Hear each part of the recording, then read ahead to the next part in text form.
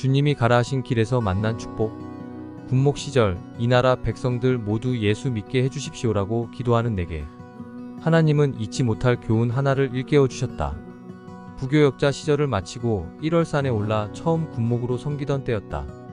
첫 주일을 맞아 설레는 마음으로 교회에 갔는데 이게 웬일인가. 예배 드리러 나온 장병이 한 사람도 없었다. 이유를 알아봤더니 장병들이 선뜻 교회로 찾아올 수 없는 어떤 환경이 조성되어 있었다. 이 사실을 알고 기가 막혔다. 매일 강단에서 울 수밖에 없었다. 아버지, 왜 저를 이런 데로 보내셨습니까?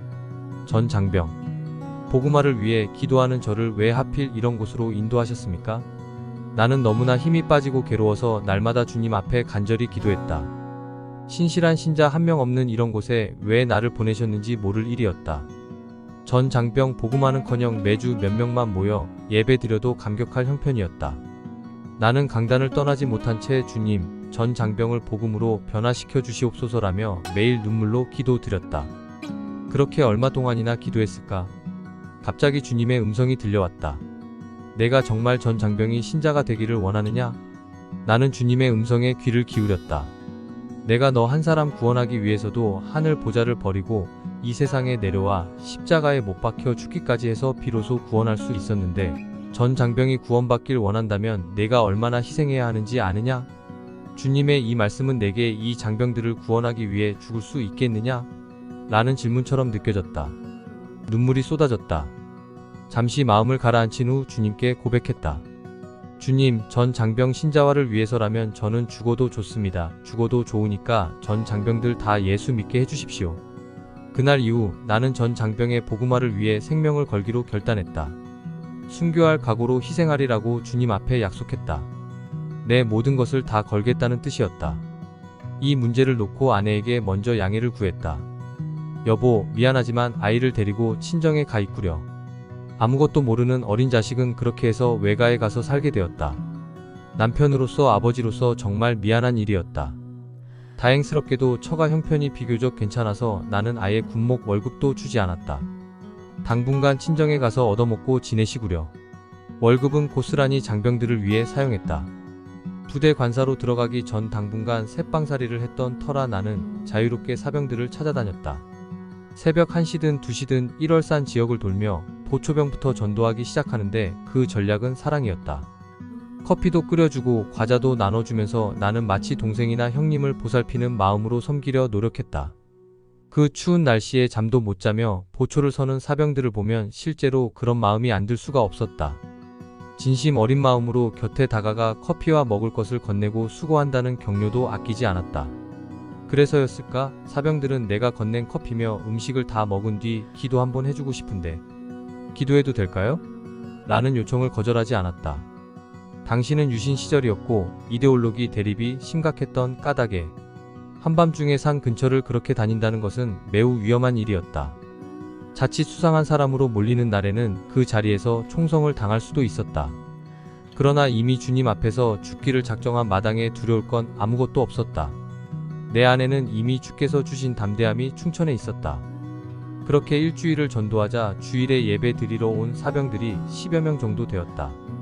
그런데 희한한 일이 벌어졌다. 무섭기로 소문난 부대장이 교회에 나온 것이다. 나는 예를 갖춰 여쭈었다. 어떻게 나오셨습니까? 예배 드리러 왔지. 그럼 어서 오십시오. 부대장이 예배당에 들어오자 모두들 거수경례를 한다. 한 바퀴 휘 둘러본 부대장은 내게 물었다. 왜 이렇게 없어? 없다니요? 옛날에 이 정도도 없었습니다. 부대장이 교회에 나온 이유는 다음과 같았다. 새로운 목사가 밤잠도 안 자고 수상하게 여기저기 돌아다닌다는 소문이 즉각 보안대를 통해 부대장에게 올라갔다고 한다. 부대장은 곧 목사라는 사람이 무슨 짓을 하기 위해 그 시각에 돌아다니는지 뒤를 밟아 조사토록 했다.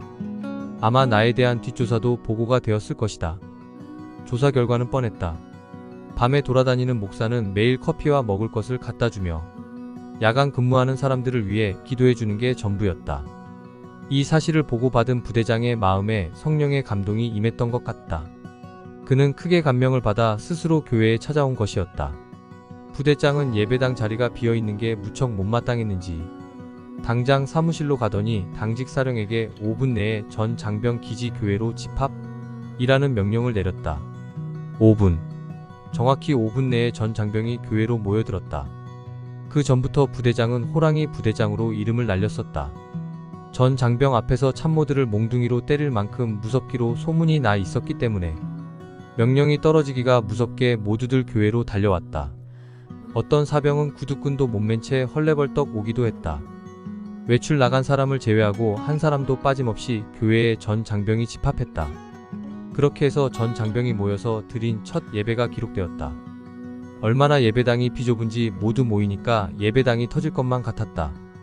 그래서 나는 예배 후에 내무반장들에게 다 남으라고 했다. 수요 예배 때는 지금 나간 외출자까지 다 모이면 이 예배당에 들어올 수가 없으니까 각 내무반마다 내가 직접 가서 예배 드릴 수 있게 시간과 장소를 정해 주십시오. 그 후로 나는 일주일에 26번이나 예배를 인도하게 되었다. 얼마나 헐레벌떡 뛰어다녔는지 연일 입술이 부르트곤 했다. 그러나 그것은 영광이요, 기쁨이었다. 그 후 부대장은 나와 한마디의 상의도 없이 내년도 목표까지 정해버렸다. 내년도 우리 부대 목표는 전 장병 신자화다. 혼자 그렇게 결정한 부대장은 대낮에도 갑자기 방송을 내보내는 일이 있었다. 영내에 있는 장교들은 모두 본부 회의실로 모여라. 장교였던 나도 그 방송을 듣고 헐레벌떡 회의실로 뛰어가 보면 부대장은 갑자기 성경 공부를 시키라고 내게 지시했다. 그때부터 하사관은 하사관대로, 장병들은 장병들대로 성경 공부를 했다. 그 덕분에 얼마나 눈코 뜰 새 없이 바쁜지 나는 날마다 행복한 비명을 지르며 군 생활을 했다. 특히 장병들 한 사람 한 사람에게 사형리를 전했던 1년의 시간은 날마다 감격의 순간이었다. 그렇게 1년의 시간이 흐른 뒤 전 장병 합동 세례식을 거행하게 되었다. 전 장병 합동 세례식, 이는 공군 역사상 처음 있는 일이었다. 세례식을 하던 날 나는 주님께서 행하신 그 기적의 역사 앞에 모든 영광과 찬송을 올려드리지 않을 수 없었다. 돌아보면 목회하는 현장마다 그런 기적의 역사가 나타났다는 것이 놀라울 뿐이다. 그것은 전적으로 주님이 하신 일이었다. 나는 그저 죽음을 각오하는 결단만 했을 뿐 성령께서 직접 하시고 사람을 보내어 이루셨다. 그러니 내가 내세울 공로는 아무것도 없었다. 그 다음 해 나는 부산으로 가게 되었다. 육군은 전 장병 신자화를 이룬 적이 있지만 공군 역사상 그런 일은 처음이어서 군종감으로부터 특별 대우를 받게 된 것이다. 너 원하는 곳이 어디냐? 그곳에 내가 보내주겠다. 당시 부산 초량교회에는 정태성 장로님이라는 유명한 장로님이 계셨다. 내가 그분에게 관심을 갖게 된 이유는 그분이 군복음화위원회 위원장이었기 때문이었다. 그분과 손을 잡고 일을 하면 부산 전역 군복음화를 이룰 수 있겠다는 생각에 전혀 연고도 없는 부산에 가겠다고 말씀드렸다. 그때 이미 성령께서는 부산을 향한 사랑과 관심을 내 마음에 뜨겁게 쏟아 붓고 계셨다. 그렇지 않고서야 그 많은 지역 중 부산 군복음화에 그렇게 열의를 낼 수 없었을 것이다. 부산에서 군목으로 지낸 시절은 꿈을 꾸듯 행복한 시간이었다. 전 장병 신자화가 이루어진 것은 물론 부산 전역의 교회들로부터 많은 지원과 사랑과 관심을 받으며 생활했다. 군대 안의 교회가 얼마나 뜨거웠는지 문관, 장교들, 영예 사람들, 그 부인들까지 다 나와 예배를 드렸다. 마치 부대 전체가 하나의 목회 현장이 되어버린 듯했다. 월급날이 되면 재정을 담당하는 장교가 교회 집사였기 때문에 전 장병에게서 신우회비를 거뒀고 그러다 보니 우리 교회의 재정은 언제나 넘쳐났다. 부대별로 축구 시합을 해도 재정이 넉넉하니까 이기든 지든 음료수며 먹을거리를 우리 교회가 제공해서 나눠 먹었다. 심지어 부대 내 수송대장은 사병들을 일렬로 세워놓은 채 내가 출근하기를 기다렸다가 축복 기도를 받은 후 하루를 시작하기도 했다. 성가대석에는 장교 부부들이 앉아 찬양을 드렸고 전 장병들은 매주일이면 모두 나와 하나님을 찬양했다. 부대 내 이런 일들은 외부로 소문이 나기 시작했고 기독실업인회에서는 내가 제대하기 전에 부대 내에 성전을 짓고 나오라는 전가를 보내왔다. 부탁 한마디 드린 것도 아닌데 그쪽에서 그렇게 제의를 해왔다. 매사가 그런 식이었다. 부목사 시절에도 어떤 분이 강남 어느 일대에 교회를 지어주겠노라고 말씀했었다. 수영로교회 역시 초량교회의 한 장로님이 지어주셔서 개척을 시작한 것이었다. 그러니 내 공로가 하나도 없다. 어느 목회자인들 그렇게 교회 다 지어주고 사례비도 주는데 목회를 못하겠는가? 주님께서 다 하셨다.